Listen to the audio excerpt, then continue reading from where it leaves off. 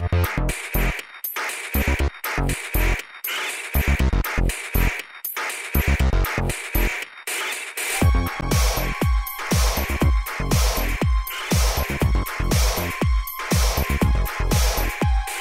watching GearWire.com. I'm Owen O'Malley, and I'm here in Wrigleyville, historic Wrigleyville, with Chrissy Murderbot. Not DJ Chrissy Murderbot. No. Why not? Well, because putting like DJ before your name, is like really trite, you know? Like you wouldn't be like interviewer Owen O'Malley, or like, you know, like there's... I might start doing that, actually. Well, it wouldn't be trite if you did it, because it would be novel. But the second guy who did it, if you did that, and then another guy became interviewer such and such, he'd be a douchebag.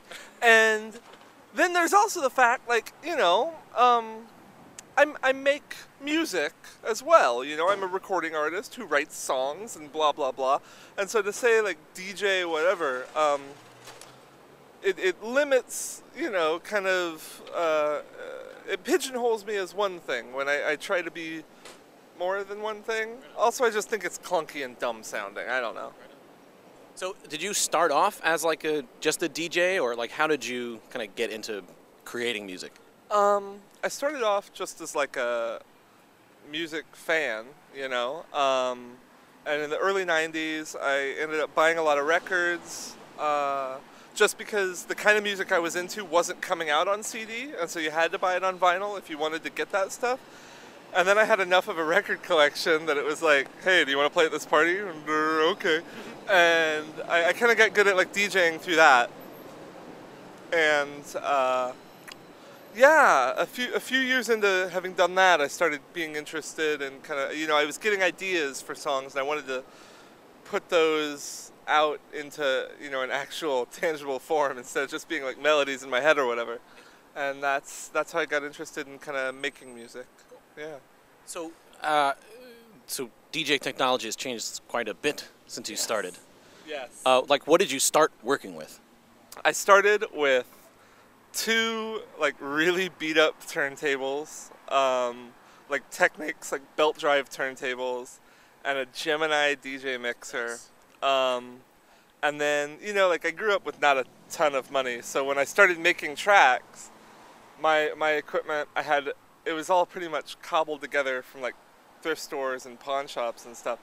I had a Juno 106, back when those were cheap things you could find in thrift stores. I had a Casio CZ101. I had a Yamaha RY30 drum machine, which I love to death. I had a, what's the name of it? The Yamaha Sequencer QX5 that went with the DX7. Yeah, right. I had this Insonic Mirage sampler that I got for like 10 or 25 bucks because it wasn't working, and it turned out all it needed was like a fuse replaced in it, and so, you know. So this is all stuff that's like coveted on eBay now. Yeah, and I was buying it. This is all stuff that came out in like the mid 80s that I was buying in 95, 96 when nobody cared about it. Everybody either, you know, they wanted like a Nord lead or a Virus, or they wanted like, you know, a Moog or an ARP Odyssey or something like that. And to have these early digital boards, that was just the last thing on people's minds. That, you know, like, why would you want a Korg Poly 61, you know? Which I also had. It was given a Korg Poly 61. And so, yeah, there's, you know, I kind of started out making very simple stuff with that. Eventually bought like a computer and like an ESI 4000 sampler, something that had a little more capacity. How are you recording tracks like before you got a computer? I had a Roland VS880 and a borrowed DAT recorder. Excellent. Yeah, excellent. Yeah.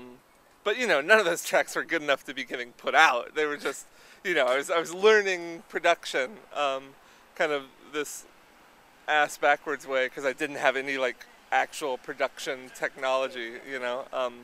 So, but then I ended up getting a computer and kind of started working with that and kind of learned production and engineering and mastering and all that stuff. And now I don't really use a lot of hardware. I mostly make everything in the box. Yeah. Do you find yourself using plugins that like emulate hardware that you had? Absolutely, absolutely. I have like a 106 emulator. I have a DX7 emulator. I have like a 303 emulator, obviously. I have gone through and recorded, you know, all my kind of favorite drum machines and stuff.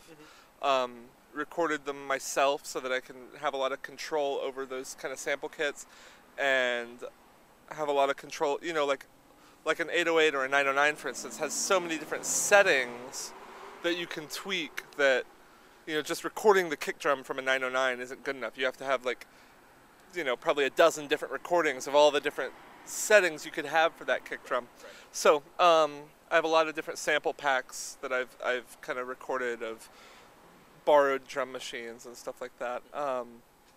And then I use a V station and the Novation Bass Station emulator, and I suppose that's most of the kind of soft synths. And then I'm using Wave's Diamond bundle for mastering and a lot of effects and stuff. Yeah, cool.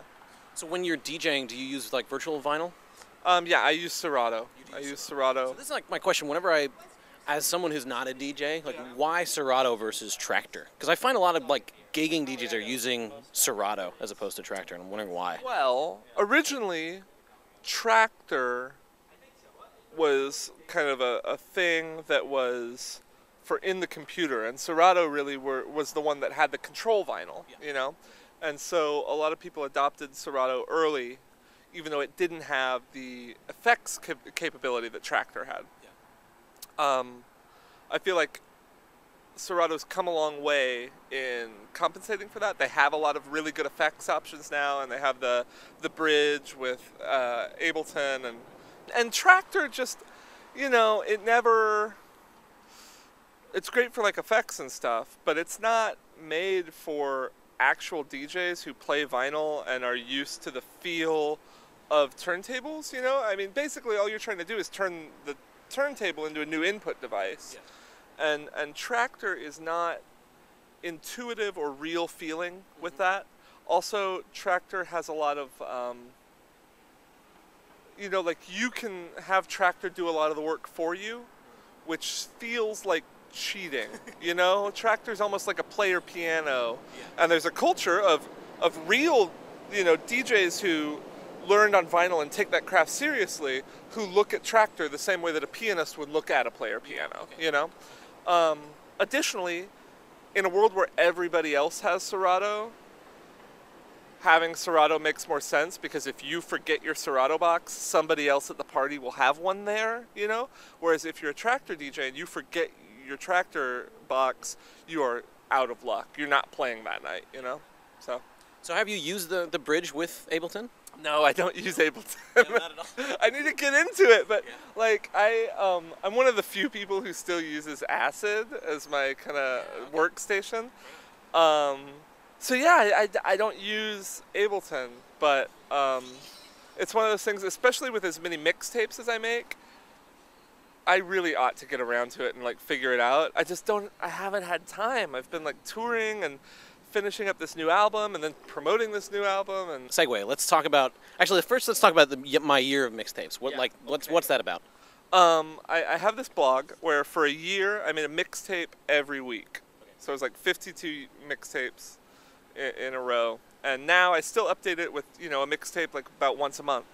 And each of those mixtapes was like focusing on like a different genre of music that I really liked, or a different, you know, subject or theme or whatever. Yeah. So was that fun? Like, why'd you set that up for yourself? A lot of it, I mean, I don't have a day job, so a lot of it was just to kind of prove to myself that I could meet this kind of ridiculous goal that I kind of just arbitrarily set.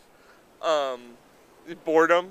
Also, like, there's a lot of trains in this fucking city, and yeah, there's a lot of kind of music that I really like, but I don't get to play out very often because promoters want to hear, you know, hip current genre X or popular genre Y, and they don't want to hear, for instance, like disco records that came out of Montreal between 1981 and 1983, or like, you know, like there's these super specific scenes that kind of were really interesting and then shriveled up and died, and I love the music from all these little different worlds, but I never get to play those out, and so the blog was kind of an outlet for a lot of those as well.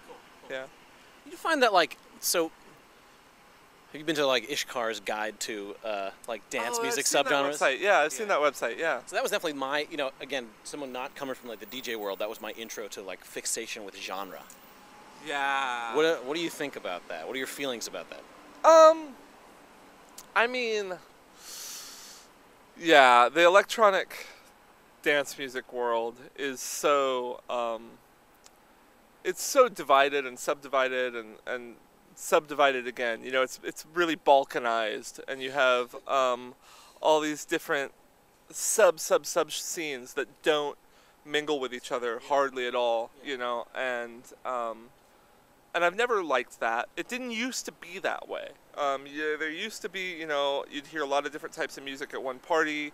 People would kind of mingle around in multiple scenes, and I think to an extent that's coming back as the scene, you know, as the industry gets so bad that it can no longer sustain micro scenes, you know, things have to become a little more unified, and people have to broaden their horizons, and I'm really happy about that. You know, I love going to a party and not just hearing 6 hours of like dubstep or whatever, you know, and so yeah, the focus, like the genre obsession is always kind of, as a DJ it's bored me. As a musician I try to like really bend genres and do something that's like a fusion of a lot of different things that I'm into.